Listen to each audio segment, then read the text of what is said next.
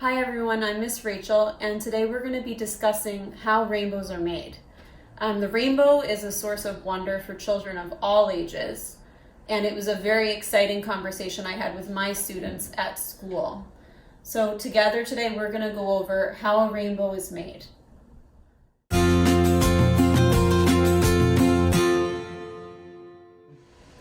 One of the things that I was excited to discover was that as we were beginning to talk about the rainbow in art class, my students had recently been studying how rainbows were made in science. And the rainbow is an area where science and art can really overlap. The first thing the students told me was that for rainbows to be made, there needed something that would bend light, okay?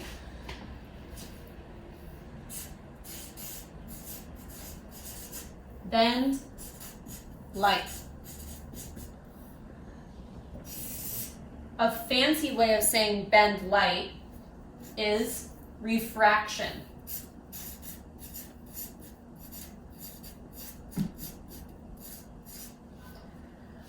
Making a rainbow, you need light to be refracted or bent off of some kind of surface, okay? So let's talk about how that happens in nature.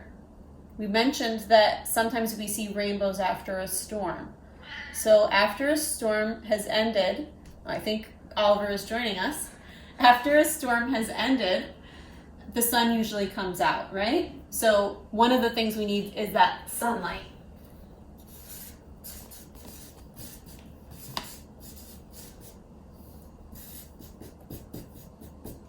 And then what are some of the things that we usually see after a storm besides sunlight, right? There's usually, after a storm, maybe still some droplets of water.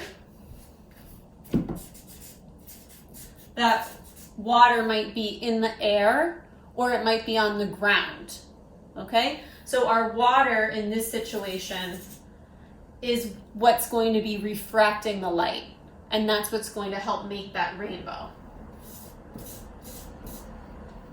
Now, similarly, if there is a rainbow that we are making, we're going to call it a man-made rainbow, we still need to have something that's producing light. That could be a flashlight, an LED light. It could be sunlight that's coming inside through the glass, or maybe we are even making a rainbow outside with sunlight, but you need some source of light. And you need something that's going to bend the light, okay? Refracting the light. So some of the things we might use if we're making a rainbow ourselves are a glass, like a drinking glass. We might use an old CD. We might use a mirror. And my students from K280 will know we talked a lot about prisms.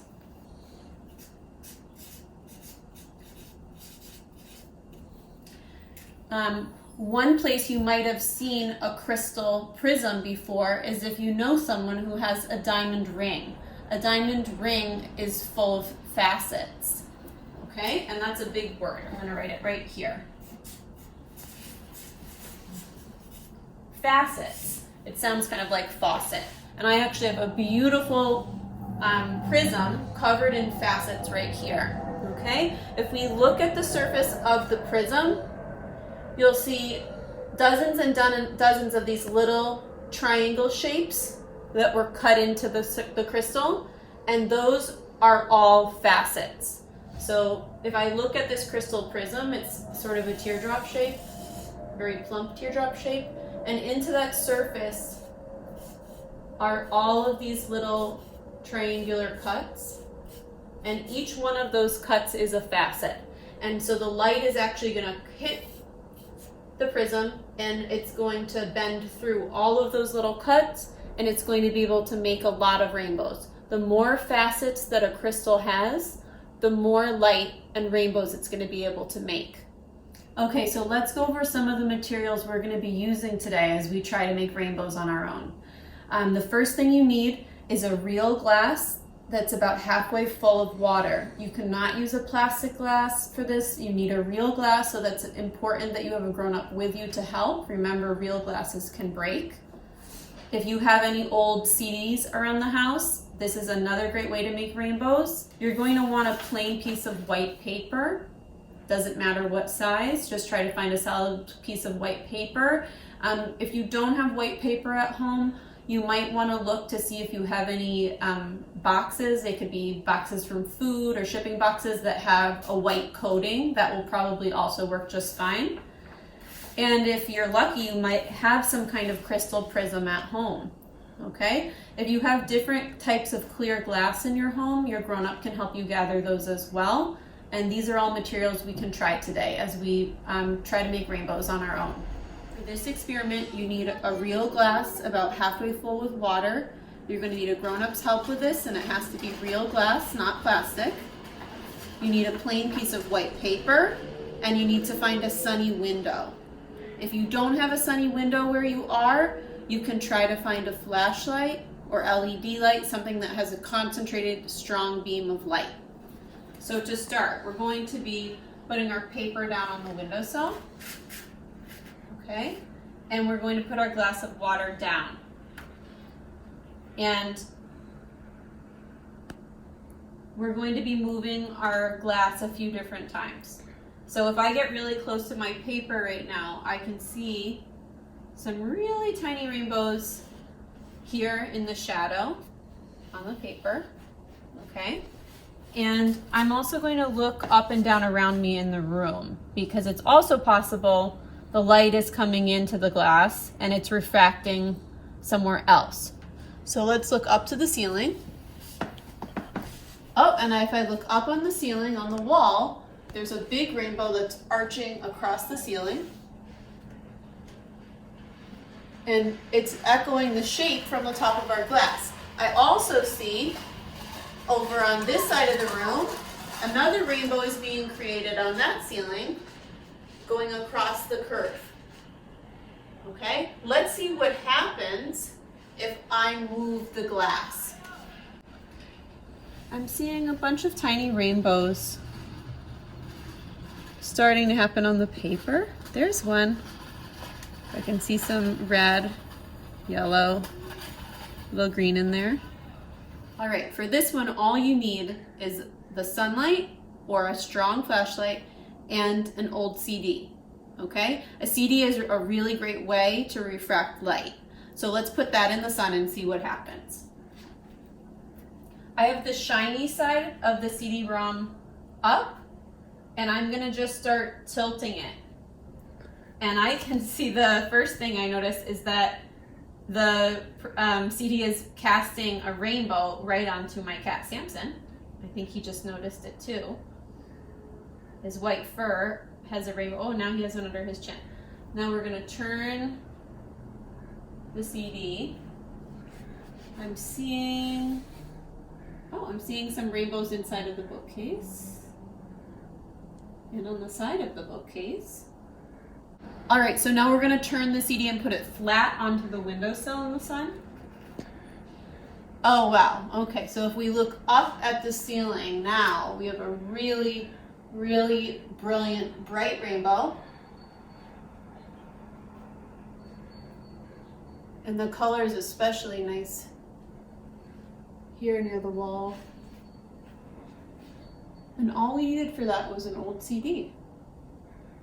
These are some of the prisms that we had in the classroom at school, and they come in different shapes. Now these are quite strong, so strong at refracting light that we're not supposed to leave them in the window unattended. So let's see what happens if we put each shape into the sun. All right, so we're gonna start with this pyramid shape first. Even before I put it down to the paper, I can see all of these beautiful lines of light, small rainbows and triangles. I'm turning it up, up, up, up, up, up. And I see, wow, a really bright rainbow underneath on the paper. Let's look up and see what's happening on the ceiling. I see a stretched out rainbow. I see some white light. And I see a very small kind of oval shaped rainbow happening on the ceiling. Okay, so now we're gonna try the cube. I'm gonna come down towards the paper and I'm actually gonna put it on one of its corners. And this is creating a lot of interesting angles.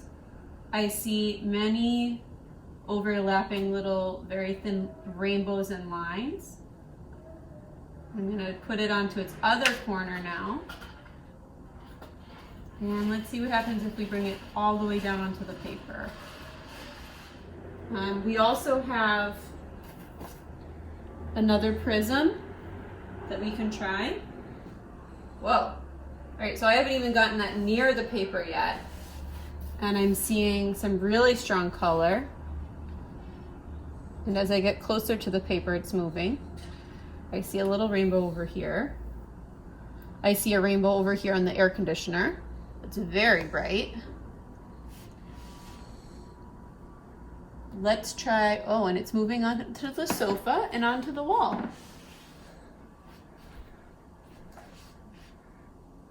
I'm noticing as I move the prism, my rainbow light is moving. Right, so now we're actually gonna do an experiment using a prism that has facets. And we talked about facets a little bit earlier in this video.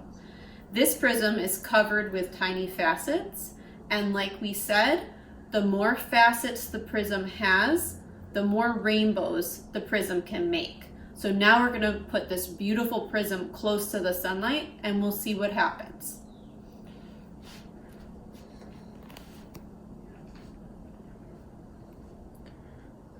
And just like we talked about at school, a prism works just like a disco ball, like we've had at some of our parties at school. And as it's moving, the light is refracting off of the prism and the facets, and it's creating little rainbows across the wall.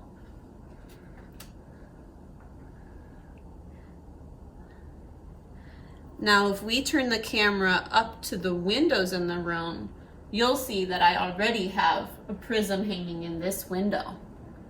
The sun is not shining through that prism right now, but later in the day, when it hits that prism, we'll see rainbows from that too. Okay everyone, so this wraps up our third video, making rainbows. I'm Miss Rachel, and if you enjoyed this activity, you can subscribe to my channel.